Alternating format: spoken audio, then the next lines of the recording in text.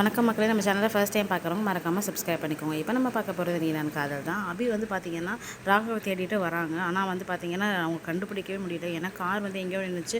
ஆனால் அவர் அங்கே இல்லை அந்த இடத்துல. அதுக்கப்புறமா வந்து நம்ம அனுமோகத்தில் ஒருத்தவங்க வந்து மயக்க மருந்து ஸ்ப்ரே அடிச்சிடுவான். அந்த ஆள் வந்து பார்த்திங்கன்னா ஒரு மரத்துக்கு கீழே வந்து சரக்கு அடிச்சுட்டு படுத்து கிடப்பான். உடனே வந்து ஆகாஷ் கிட்ட, ஆகாஷ் இவன் தான் வந்து என் மூஞ்சில் ஸ்ப்ரே அடிச்சான் அப்படின்னு சொல்லிட்டு அனு சொல்லவும், சரி வாங்க போய் என்னென்னு கேட்போம் அப்படின்னு சொல்லிட்டு எல்லாரும் போய் கேட்பாங்க.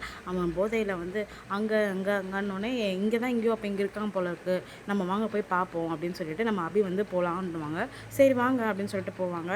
இப்போ யார்கிட்ட போய் கேட்குறதுன்னு தெரியல, ஏன்னா அது வந்து ஒரு பெரிய காலி கிரவுண்ட் மாதிரி இருக்கும். யார்கிட்ட போய் கேட்குறதுன்னு தெரியல அப்படின்னு சொல்லிட்டு சரி ஃபோட்டோ இருக்குது, ஃபோட்டோ வேறு போய் ஃபோட்டோ வச்சு வேணால் காட்டலாம் நம்ம அப்படின்னு சொல்லிட்டு அனு சொல்லுவாங்க. சரி ஓகே நல்ல ஐடியா அப்படின்னு சொல்லிட்டு நம்ம ராகவ் ஃபோட்டோ எல்லாத்தையும் காட்டுவாங்க. ஆனால் ராகவ் யாரும் பார்த்துருக்க மாட்டாங்க, அதனால் தெரியல.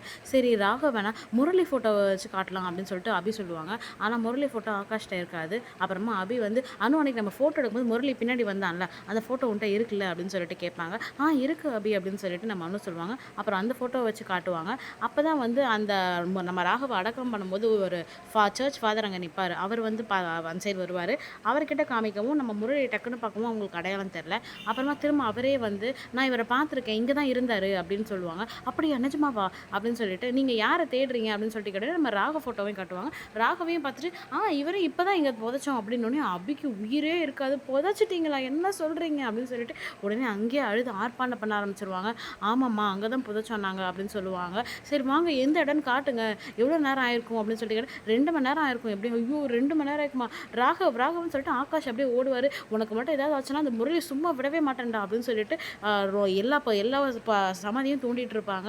அப்புறமா வந்து எங்கே போச்சுங்க எனக்கு சரியாக தெரியலம்மா, இந்த மூணில் தான் இப்போ புதைச்சாங்க, ஆனால் அதில் எங்கே இருக்காருன்னு எனக்கு தெரியல அப்படின்னு சொல்லிட்டு சொல்லிடுவாங்க. நம்ம சேனலை சப்ஸ்கிரைப் பண்ண உங்களுக்கு ரொம்ப நன்றி. சப்ஸ்கிரைப் பண்ணாதவங்க மறக்காமல் சப்ஸ்கிரைப் பண்ணிடுங்க.